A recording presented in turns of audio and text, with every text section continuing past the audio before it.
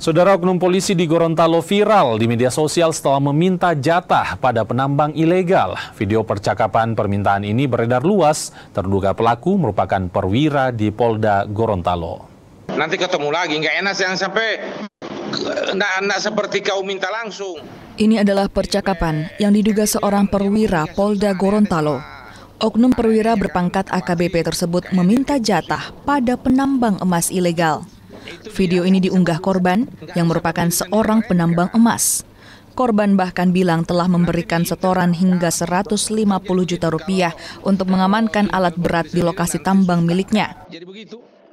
Ya, khususnya yang mengatasnamakan dan menjanjikan ke saya bahwa di situ saya pertemuan dengan salah satu PJU Polda, Pak Dirintel, dengan Kasubdit Intel, Pak Roni Ngau.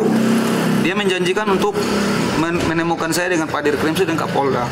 Sampai hari ini saya dirugikan. Berapa? Dan saya rasa bahwa ini permainan mereka semua untuk menangkap. Dan saya di situ diancam sama Kasubdit Intel yang saya sudah kasih setoran uang ke dia sebesar 2-3 alat. Pihak Polda Gorontalo pun angkat suara perihal kasus ini. Propam kini masih terus mendalami dan menyelidiki kebenaran isi percakapan dalam video yang beredar. Propam Polda Gorontalo sudah melakukan pemeriksaan awal tentang kebenaran dari isi video tersebut, ya, karena kita harus cek betul bagaimana cerita sebenarnya di video tersebut, karena kan kita hanya melihat setengah ataupun sebagian dari video tersebut, dan ini akan kita tindak lanjuti.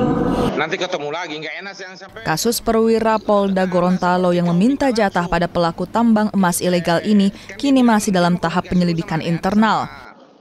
Propam masih akan mengumpulkan bukti dan memeriksa saksi sebelum memutuskan perkara ini.